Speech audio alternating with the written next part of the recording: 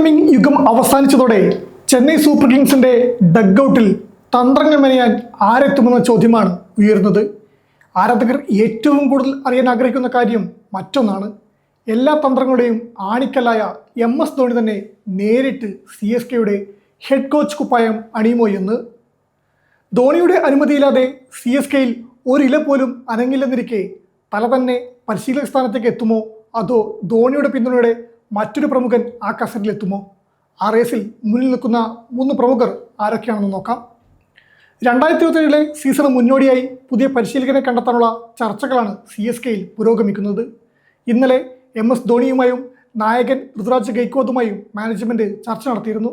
CSKക്ക് പുതിയതായി ഒരു വിദേശ പരിശീലനാകും എത്തുക എന്ന് ഏറെക്കുറെ ഉറപ്പായിട്ടുണ്ട്. അത് ആരാണെന്ന് മാത്രമാണ് ഇനി അറിയേണ്ടത്. മറ്റു ഫ്രാഞ്ചൈസികളെ പോലെയല്ല CSK. തികച്ചും വ്യത്യസ്തമായ സംസ്കാരമുള്ള ടീമാണത്.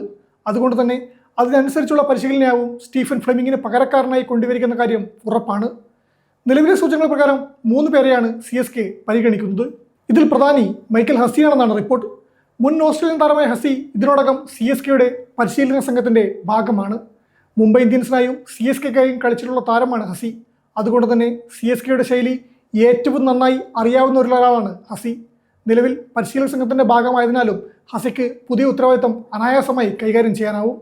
അതുകൊണ്ട് തന്നെ ഹസിയെ മുഖ്യ പരിശീലനാക്കാൻ CSKക്ക് കൂടുതൽ താല്പര്യമുണ്ടാവും. മൈക്കൽ ഹസിയെ പരിശീലനാക്കുന്നത് ധോണിക്കും താല്പര്യമുണ്ടാവും. ഈ സീസണിൽ ധോണി CSKയുടെ ഉപദേഷ്ടാവായിട്ടാവും ഉണ്ടാവുകയെന്നാണ് വിവരം. അതുകൊണ്ട് തന്നെ ധോണിക്കും താല്പര്യമുള്ള ആളെയാവും CSK പരിശീലനാക്കുക. ഈ റോളിൽ ഹസി വരുന്നതിൽ താരങ്ങൾക്കും താല്പര്യമുണ്ടാവും. നിലവിൽ CSKയുടെ ഭാഗമായിട്ടുള്ള താരങ്ങൾക്കെല്ലാം ഹസിയോടൊപ്പം പ്രവർത്തിച്ച് അനുഭവ സമ്പത്തുണ്ട്. അതുകൊണ്ട് തന്നെ ഹസിയോടൊപ്പം മുന്നോട്ട് പോകാൻ ഇവർക്ക് വലിയ താല്പര്യം ഉണ്ടാകുമെന്ന് തന്നെ പറയാം. എന്നാൽ ഹസിയെ ഇംഗ്ലണ്ട് ടെസ്റ്റ് ടീമിന്റെ പരിശീലക സംഘത്തോടൊപ്പം ചേർക്കാൻ മുൻ പരിശീലകനായ സ്റ്റീഫൻ ഫ്ലെമിംഗ് ശ്രമം നടത്തുന്നുണ്ട്. ഫ്ലെമിംഗ് നിലവിൽ ഇംഗ്ലണ്ട് ടെസ്റ്റ് ടീമിന്റെ മുഖ്യ പരിശീലകനാണ്. അതുകൊണ്ട് തന്നെ തൻ്റെ ഒപ്പം ഹസിയെ കൊണ്ടുവരാനാണ് ഫ്ലെമിംഗ് ശ്രമിക്കുന്നത്.